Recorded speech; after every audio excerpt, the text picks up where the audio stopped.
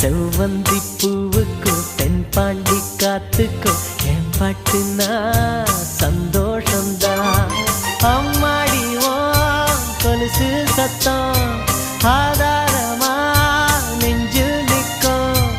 அழகே உன் பேர் சொன்ன கவிதை கொட்டும்.